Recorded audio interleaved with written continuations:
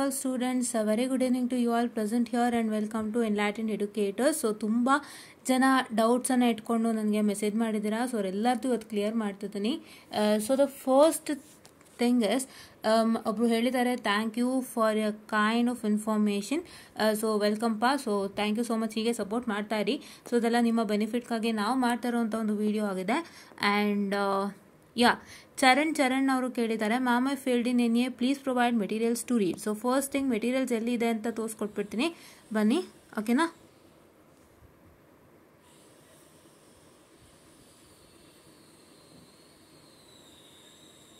Okay, so 85 votes ಆಗಿದೆ and SS 48% and no's 52%. that is with respect to how many of you got benefited from our important videos and past exams ಅಂತ. ಯಾರು 48% ನನ್ನ ವಿಡಿಯೋಸ್ನ ನೋಡಿ pass ಮಾಡಿದ್ದೀರಾ ಅವರೆಲ್ಲರಿಗೂ ನಾನು congratulations ಹೇಳಕ್ಕೆ ಇಷ್ಟಪಡ್ತೀನಿ. ಸೊ ಫಸ್ಟ್ ಥಿಂಗ್ ಅದೇ ನನ್ನ ಮೇನ್ ಥಿಂಗ್, ಯಾಕೆಂದರೆ ನನಗೆ ಬೇಕಾಗಿರೋದು ಬೇರೆ ಏನೂ ಬೇಡ, ನನಗೆ I don't need anything. So ಇವಾಗ I have how many subscribers I have 7 subscribers ಇದ್ದಾರೆ ನನಗೆ. ಸೊ 1000 ಬೇಕಾಗುತ್ತೆ ಆ್ಯಂಡ್ ವಾಚ್ ಟೈಮ್ ಆಲ್ಸೋ ಬೇಕಾಗುತ್ತೆ and I get money. But ಅದು ನನಗೆ ಇಂಪಾರ್ಟೆಂಟ್ ಅಲ್ಲ. ಸೊ ನಾನು ಅದಕ್ಕೋಸ್ಕರ ಮಾಡ್ತಾ ಇಲ್ಲ. ನಾನೇನು ಮಾಡ್ತಾ ಇರೋದು, I am only doing for you people. So ನೀವು ಒಳ್ಳೆ ರಿಸಲ್ಟ್ಸ್ ಬಂತು ಅಂತ ನಮಗೆ ವಾಪಸ್ ಹೇಳ್ತಿರಲ್ಲ, ಅದಕ್ಕಿಂತ ದೊಡ್ಡ ಸ್ಯಾಟಿಸ್ಫ್ಯಾಕ್ಷನ್ ನಮ್ಗೆ ಇನ್ನೊಂದಿಲ್ಲ. ಸೊ ಆ ಸ್ಯಾಟಿಸ್ಫ್ಯಾಕ್ಷನ್ ನನಗೆ ಸಿಕ್ಕಿದೆ. I am very happy. So ಅದನ್ನು ಹೇಳೋಕೆ ಇಷ್ಟಪಡ್ತೀನಿ. ಆ್ಯಂಡ್ ನೆಕ್ಸ್ಟ್ ಥಿಂಗ್, ಎಲ್ಲಿ ಇದೆ ಅಂತ ನೀವು ಕೇಳ್ಬೋದು. Wait a minute guys, go back. ಹಾಂ, ಇಲ್ಲಿ ನೋಡಿ, ಈ ಗೂಗಲ್ ಡ್ರೈವ್ ಲಿಂಕ್ ಇದೆ ಚರಣ್ ಅವರೇ. ಸೊ ಇದನ್ನ ಓಪನ್ ಮಾಡಿ. ಓಕೆನಾ? ಕಮ್ಯುನಿಟಿ ಪೇಜ್ಗೆ ಹೋಗ್ಬಿಟ್ಟು ಗೂಗಲ್ ಡ್ರೈವ್ ಲಿಂಕ್ ಓಪನ್ ಮಾಡಬೇಕು. ನಮ್ಮ ಯೂಟ್ಯೂಬ್ ಚಾನಲ್ ಓಪನ್ ಮಾಡಿ ಕಮ್ಯುನಿಟಿ ಪೇಜ್ಗೆ ಹೋಗಿ ಅಲ್ಲಿ ನಿಮಗೆ ಗೂಗಲ್ ಡ್ರೈವ್ ಲಿಂಕ್ ಸಿಗುತ್ತೆ. ಸೊ ಸಪ್ರೇಟಾಗಿ ನೆಟ್ವರ್ಕ್ ಅನಾಲಿಸಿಸ್ ಅಂತ ಫೋಲ್ಡರೇ ಆಗಿದೆ. ಸೊ ನೋಡಿ, ಇಲ್ಲಿ network analysis module 1, 2, 3, 4 and 5 upload ಮಾಡಿದ್ದೀವಿ. ಸ್ಕೀಮ್ ಆಫ್ ಅಲಿಷನ್ ಅಪ್ಲೋಡ್ ಮಾಡಿದ್ದೀನಿ. ಇನ್ನು ಮೆಟೀರಿಯಲ್ಸ್ಗಳು ಅಪ್ಲೋಡ್ ಮಾಡ್ತೀನಿ. ದಯವಿಟ್ಟು ಯುಟಿಲೈಸ್ ಮಾಡ್ಕೊಳ್ಳಿ ಚರಣ್ ಅವರೇ. ಸೊ ನಿಮ್ಮ ಕಾಮೆಂಟ್ಗೆ ಉತ್ತರ ಸಿಕ್ತು ಅಂತ ನಾನು ಅಂದ್ಕೊಂಡಿದ್ದೀನಿ. ಎಲ್ಲಿ ಹೋಗಬೇಕು ಅಂತ ಮತ್ತೆ ಹೇಳ್ತಾ ಇದ್ದೀನಿ, ಗಮನ ಆಯಿತು, ಕೇಳಿಸ್ಕೊಂಬಿಡಿ. ನಾನು ಯಾರಿಗೂ ಇಲ್ಲಿ just a minute, I am so sorry for the distraction. So ನಾನು ಯಾರಿಗೂ ಇಲ್ಲಿ ಏನು ಅಂತ ಹೇಳಿದ್ರೆ, ನಾನು ಯಾರಿಗೂ ಇಲ್ಲಿ ಒಂದು ರಿಸ್ಟ್ರಿಕ್ಷನನ್ನು ಹಾಕಿಲ್ಲ. ಯಾರು ಬೇಕಾದ್ರೂ ಅದನ್ನು ಓಪನ್ ಮಾಡ್ಕೋಬೋದು. ಫೈನ್, ಓಕೆನಾ? ಓಕೆ. ಸೊ ನೆಕ್ಸ್ಟ್ ಏನು ಅಂತ ಹೇಳಿದ್ರೆ ನೋಡಿ, ಇಲ್ಲಿ ಕಮ್ಯುನಿಟಿ ಪೇಜ್ ಓಪನ್ ಮಾಡ್ತು ಅಂದರೆ ಇಲ್ಲೇ ನಿಮಗೆ ಸಿಗುತ್ತೆ, ಚೆಕ್ ಮಾಡ್ಕೊಳ್ಳಿ. ಓಕೆನಾ? ಶ್ಯೂರ್, ಫೈನ್, ಓಕೆ, ಇಲ್ಲಿ ಓಕೆನಾ? ಓಕೆ. ಸೊ ನೆಕ್ಸ್ಟ್ ಕಾಮೆಂಟ್ ಬಂದು ಏನಾಗಿತ್ತು ಅಂತ ಹೇಳಿದ್ರೆ, ma'am can you please say what is the difference between an arrear paper and a normal paper, and what is and a normal paper.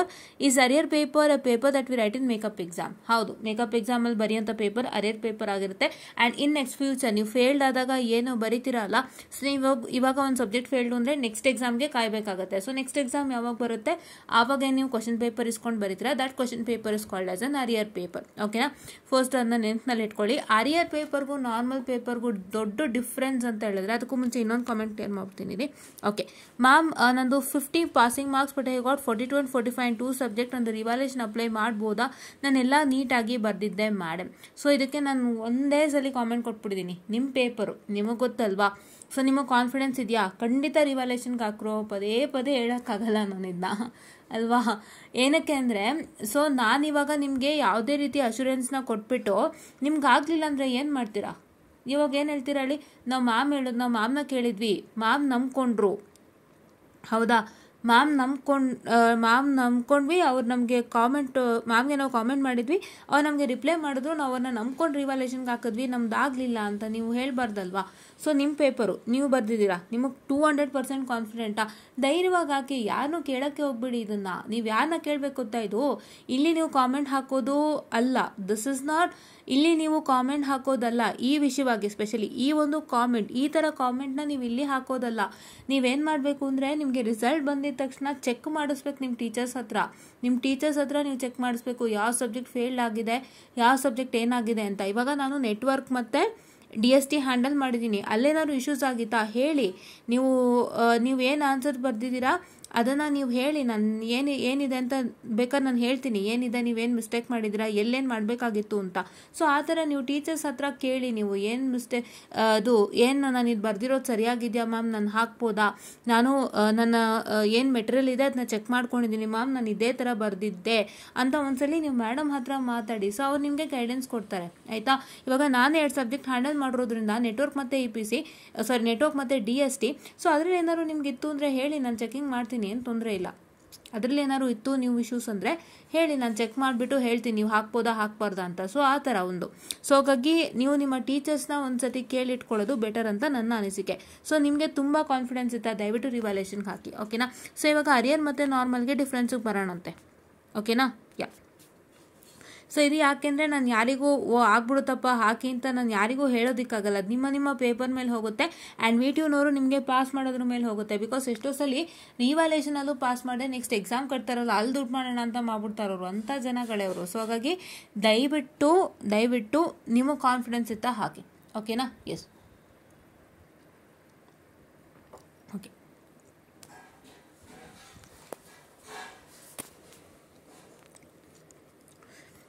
ಅರಿಯರ್ paper ಅಂದರೆ ನೀವು ಬರೆಯುವಂತಹ ಒಂದು exam, ನೀವು ನೆಕ್ಸ್ಟ್ ಸೆಮ್ಮಲ್ಲಿ ಬರೆಯುವಂಥ ಎಕ್ಸಾಮ್ ಏನು ಅದು ಅರಿಯರ್ ಆಗಿಬಿಡುತ್ತೆ.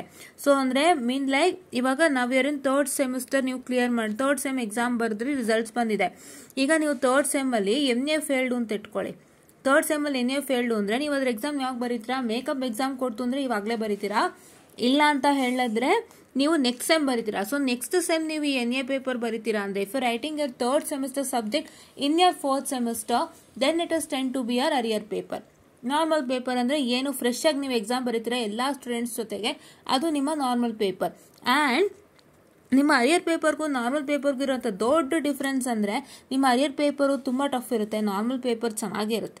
ಅಂದರೆ ನಾರ್ಮಲ್ ಪೇಪರು ಟಫ್ ಇರುತ್ತೆ, ನಾನು ಇಲ್ಲ ಅಂತ ಹೇಳ್ತಾ ಇಲ್ಲ, normal paper will also be tough. ಆದರೆ ಏನಾಗುತ್ತೆ, ನಿಮ್ಮ ಅರಿಯರ್ ಪೇಪರು ಟಫ್ ಬಂದಾಗ, ನಿಮ್ಮ ನಾರ್ಮಲ್ ಪೇಪರ್ ಟಫ್ ಬಂದಾಗ ಎರಡಕ್ಕೂ ವ್ಯತ್ಯಾಸ ಇದೆ. ಸೊ ನಿಮ್ಮ ನಾರ್ಮಲ್ ಪೇಪರ್ ಟಫ್ ಬಂದಾಗ ನೀವು ಏನು ಬೇಕಾದ್ರೂ ಮಾಡ್ಬೋದು. ನಿಮಗೆ ಫ್ರೆಂಡ್ಸ್ ಇರ್ತಾರೆ, ಟೀಚರ್ಸ್ ಇರ್ತಾರೆ, ನಿಮಗೆ ಹೇಳ್ಕೊಟ್ಟಂಥ ಟೀಚರ್ಸ್ ಇರ್ತಾರೆ. ಏನಾದರೂ ಕಷ್ಟ ಬಂದಿತ್ತು ಅಥವಾ ಏನಾದರೂ ತೊಂದರೆ ಆಯಿತು ಅಂದರೆ you can just speak to our teachers, you can just get connected to them and you can just connected to your HODs and principals also. And ಅವರೆಲ್ಲರ ಮುಖಾಂತರ ನೀವೇನು ಮಾಡ್ಬೋದು, ನೀವೊಂದು ಲೆಟ್ರ್ ಕೊಡ್ಬೋದು, VTUಗೆ ಏನೋ ಮಾಡ್ಬೋದಲ್ವಾ, you can do something, right. So but ನೀವು ಅರಿಯರ್ ಪೇಪರ್ ಕಷ್ಟ ಬಂದಾಗ ನೀವು ಯಾರನ್ನ ಕೇಳ್ತೀರಾ, ನೀವು ಹೋಗ್ಬಿಟ್ಟು I am a backlog student, I have to provide, I have got question paper which is very difficult and out of syllabus ಅಂತ ನೀವು ಕೇಳುವಾಗ, ಸೊ ನಿಮ್ಗಲ್ಲಿ ಯಾರೂ ಹೆಲ್ಪ್ ಮಾಡಲ್ಲ. ಆ್ಯಂಡ್ ನಿಮ್ಗಲ್ಲಿ ಯಾರೂ ನಿಮಗೆ they don't even put it for VTU stating that for rape paper it's being given out of syllabus ಅಂತ. Because ಅರಿಯರ್ ಅಂದ್ರೆ ಹೇಗೆ ಬೇಕಾದ್ರೂ ಕೊಡ್ಬೋದು. ಸೊ ಅದೇ ದೊಡ್ಡ ಡಿಫ್ರೆನ್ಸ್ ಅರಿಯರ್ ಮತ್ತು ನಾರ್ಮಲ್ ಪೇಪರ್ಗೆ. ಸೊ ಹಾಗಾಗಿ ಅರಿಯರ್ ಅನ್ನೋವಂಥದ್ದನ್ನ ನಿಮ್ಮ ತಲೆಯಿಂದನೇ ತೆಗೆದಾಕ್ಬಿಡಿ ಇವಾಗಿಂದನೇ. ಇವಾಗ ನೀವೇನೋ I am sorry for the distraction. ಇವಾಗ ನೀವೇನೋ ಬೈ ಮಿಸ್ ಆಗಿ ಫೇಲ್ಡ್ ಆಗಿದ್ರೆ it's okay, fine, no issues, ಏನು ತೊಂದರೆ ಇಲ್ಲ. ಇವಾಗ ಕ್ಲಿಯರ್ ಮಾಡ್ಕೊಳ್ಳಿ. ನೆಕ್ಸ್ಟ್ ಸೆಮ್ಮಿಂದ ಅರಿಯರ್ ಅನ್ನೋ ಕಾನ್ಸೆಪ್ಟ್ ನಿಮ್ಮ ತಲೆಯಿಂದ ತೆಗೆದಾಕ್ಬಿಡಿ. ಅರಿಯರ್ ಅನ್ನೋ ಕಾನ್ಸೆಪ್ಟ್ ನಿಮ್ಮ ತಲೆಯಿಂದ ತೆಗೆದಾಕೋದ್ರಿಂದ ನಿಮ್ಗೆ ಇನ್ನೂ ಸುಲಭ ಆಗುತ್ತೆ. ಇಲ್ಲ ಅಂತಂದರೆ ಏನಾಗುತ್ತೆ ಗೊತ್ತಾ, ಒಂದು ಸತ್ಯ ಇಲ್ಲಾಂತಂದರೆ ಏನಾಗುತ್ತೆ ಗೊತ್ತಾ, ಒಂದು ಸತ್ಯನ ನಾನು ಹೇಳ್ತೀನಿ, ನೀಟಾಗಿ ಕೇಳಿಸ್ಕೊಂಬಿಡಿ. ನಿಮ್ಮ ಒಂದು ಅರಿಯರ್ ಪೇಪರ್ ನೀವು ತಗೊಳ್ಳುವಾಗ ಎಷ್ಟು ಸತಿ ಬರೀತೀರಾ ನಿಮಗೆ ಗೊತ್ತಿರಲ್ಲ. ಯಾಕೆಂದರೆ ನೀವೀಗ ಈ ಸಲ ಏನೋ ಬರೆದು ಫೇಲ್ಡ್ ಆಗಿರ್ತೀರಾ ಅಂತ ಇಟ್ಕೊಳ್ಳಿ. ಸೊ ನೆಕ್ಸ್ಟ್ ಟೈಮ್ ನೀವು ಈಗ for example let me consider NA. So NA paper ಬಂದು ನೀವು ಈ ಸಲ ಬರೆದಿದ್ದೀರಾ, ಒಂದಿಷ್ಟು ಜನ ಫೇಲ್ಡ್ ಆಗಿದ್ದೀರಾ ಅಂತ ಇಟ್ಕೊಳ್ಳಿ. ಸೊ ನೀವು ನೆಕ್ಸ್ಟ್ ಟೈಮ್ NA ಪೇಪರ್ ತಗೊಳ್ಳುವಾಗ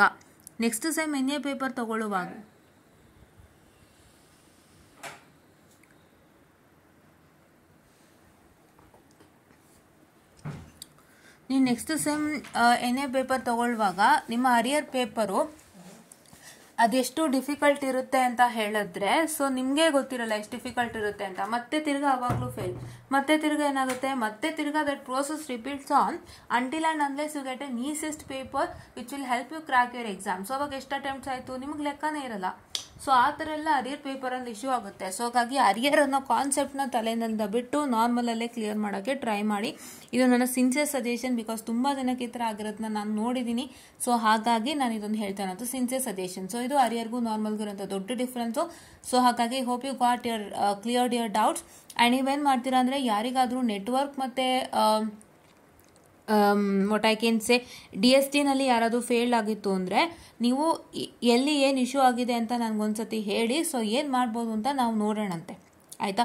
ಮೀನ್ like if you have return this properly, ನಂಗೆ ಮಾರ್ಕ್ಸ್ ಕೊಟ್ಟಿಲ್ಲ, ಇದು ಹಂಗೆ ಬರ್ದಿದ್ದೆ, ಇದು ಹಿಂಗೆ ಬರ್ದಿದ್ದೆ ಅಂತ ಏನಾದ್ರು ಇತ್ತು ಅಂದರೆ ಆ ಥರದ್ದೆಲ್ಲ ಹೇಳಿ. ನೀವು ನೀಟಾಗಿ ಬರ್ದಿದ್ದೆ ಆ್ಯಂಡ್ ನಾನು ಚೆನ್ನಾಗಿ ಬರ್ದಿದ್ದೆ ಅಂತ ಹೇಳೋಕ್ಕಿಂತನೂ, ಸೊ ನಾನು ಇಂತಿಂಥ ಜಾಗದಲ್ಲಿ ಈ ಥರ ಬರ್ದಿದ್ದೆ ಅಂತ ನೀವು ಹೇಳಿದ್ರೆ, ಸೊ ನಾವು ಅದನ್ನ ಚೆಕ್ಔಟ್ ಮಾಡಿಬಿಟ್ಟು, ಸೊ ನೀವು ಹೀಗೆ ಬರಿಬಾರ್ದಾಗಿತ್ತು, ಹಾಗೆ ಬರಿಬೇಕಾಗಿತ್ತು, ಅವ್ರು ಹಂಗೆ ಎಕ್ಸ್ಪೆಕ್ಟ್ ಮಾಡ್ತಿದ್ದಾರೆ, ಈ ಥರ ಎಲ್ಲ ನಾವು ಅಟ್ಲೀಸ್ಟ್ ಒಂದು ಸಜೆಷನ್ಸ್ ಯಾರು ಕೊಡ್ಬೋದು. ಸೊ ಆ ಥರ ಏನಾದ್ರು ಇತ್ತು ಅಂದರೆ ದಯವಿಟ್ಟು ಹೇಳ್ಕೊಳ್ಳಿ. ಆ್ಯಂಡ್ ನಿಮ್ಮ ಸ್ಕೀಮ್ ಆಫ್ ವೈಲೇಷನ್ ಬಂದಿದ ತಕ್ಷಣ NAಗೆ DSTಗೆ ನಾನು ಸ್ಕೀಮ್ ಆಫ್ ವೈಲೇಷನ್ನ ಒಂದು ಸಲ ನಿಮ್ಗೆ ಏನು ಮಾಡ್ತೀನಿ ಅಂತಂದರೆ, ಬ್ರಷಪ್ ಅನ್ನ ಮಾಡ್ಕೊಡ್ತೀನಿ, ಕ್ವಶನ್ ಪೇಪರ್ ಸಮೇತ ಬ್ರಷಪ್ ಮಾಡ್ಕೊಡ್ತೀನಿ. ಸೊ ಅವಾಗ ನಿಮಗೆ ಗೊತ್ತಾಗುತ್ತೆ ನೀವು ಎಲ್ಲೆಲ್ಲಿ ಮಿಸ್ಟೇಕ್ ಮಾಡಿದ್ದೀರಾ ಅಂತ. ಹೌದಾ? ಅಷ್ಟರಲ್ಲಿ ನೆನಪಿನಲ್ಲಿ ಇಟ್ಕೊಂಡಿರಿ ನೀವೇನೇನು ಬರ್ದಿದ್ದೀರಾ ಅಂತ, ಅದನ್ನ ನಾನು ಖಂಡಿತ ಮಾಡ್ಕೊಡ್ತೀನಿ, ಆಯಿತಾ? ಓಕೆನಾ? So this is what is for today session ಅಂತ ಹೇಳ್ತಾ, I hope all the doubts have got cleared. ಇನ್ನೂ ಏನಾದ್ರು ಡೌಟ್ಸ್ ಇತ್ತು ಅಂದರೆ ಖಂಡಿತ ಕ್ಲಿಯರ್ ಮಾಡೋಣಂತೆ. ಡೌಟ್ಸ್ ತುಂಬ ಬರ್ತಾನೆ ಇರುತ್ತೆ, ಹೀಗೆ ಸೆಷನ್ಸ್ ನಡೀತಾನೆ ಇರುತ್ತೆ ಅಂತ ಹೇಳ್ತಾ, I just wind up this session guys, and thank you.